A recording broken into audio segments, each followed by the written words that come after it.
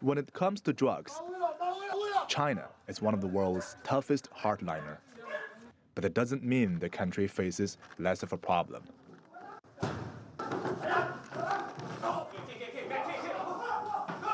Latest police figures are ringing alarms. They show that over the past 7 years, the number of Chinese people taking drugs has risen by 40% each year, and that 1 out of every 100 Chinese is now a drug user. They show that an overwhelming 90% of the drugs in China come from here, the world's largest drug source, right at China's doorstep. We now join one of the missions of the Chinese policemen on one of the most dangerous borders along the Mekong River. That region is also called the Golden Triangle, where drug trafficking is the most rampant all across the world.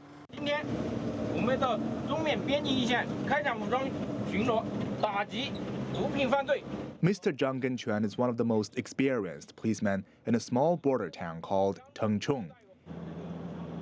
He says in just the past 15 days, police in this town alone have confiscated a total of over 130 kilos of drugs. Just across the border lies Myanmar and huge amounts of opium. Traffickers smuggle the drug into China using twisting mountain roads. Lured by profit, drug dealers do not shy away from violence if anyone stands in their way. And with Chinese police determined to keep them out of China, a gunfight can erupt at any time. Although Myanmar has been trying to forbid opium planting, the business still widely exists. The landscape here is very complicated, with many small roads winding through the mountains. While armed police patrol the mountains, on highways, another squad is carrying out random searches. Given the huge flow of people and cargo in and out of China, the task is huge. Chinese police largely depends on its intelligence networks and experience to narrow their searches. Today, just as we were filming, they apprehended a suspect, a young man carrying heroin into the country and now facing criminal charges. During our random check, we judged from his facial expression that he was possibly carrying drugs, so we started searching his luggage, and we were proven right.